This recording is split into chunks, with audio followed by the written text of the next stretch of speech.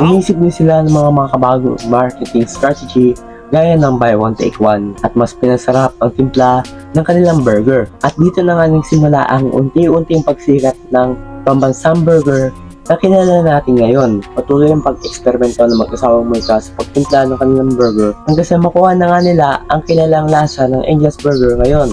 Pero ang talagang nagpasikat sa kanila ay ang kanilang buy one take one promo na talaga namang kumatok sa mga customer at dahil nga sa masarap at murang burger ng Angels ay binabalik-balikan at pinipilahan ito ng masa at kinilala nga ito sa kanilang slogan na ang burger ng bayan.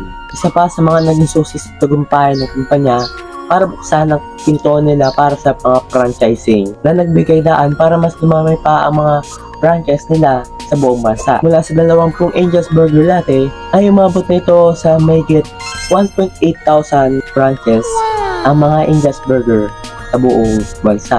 Noong 2019 ay binuksan nila ang kanilang pangalabing isang komisary sa Marikina na nagbigay trabaho sa 500 katao na karamihan ay taga Marikina din. Sa ngayon ay patuloy pa rin ang tagumpay ng Angel's Burger at pinasan na rin ito ng mag-asawa ang papatakbo ng negosyo nito sa nilang mga anak. Ang anak nilang si Carlo Angelo o Cholo ang presidente na ngayon ng company. Samantala ang pinukuha na naman ng name nito na si Angelica or Angel ay nagtayo rin ng sariling food business kasama ang mga pinsan nila na tinawag nilang Pat Cousins. Ayon sa kanya, ang Pat Cousins daw ay parang high-end ng Angel's Burger dahil sa maliban sa burger ay nag-aalok din sila ng mga roast beef at baby back ribs.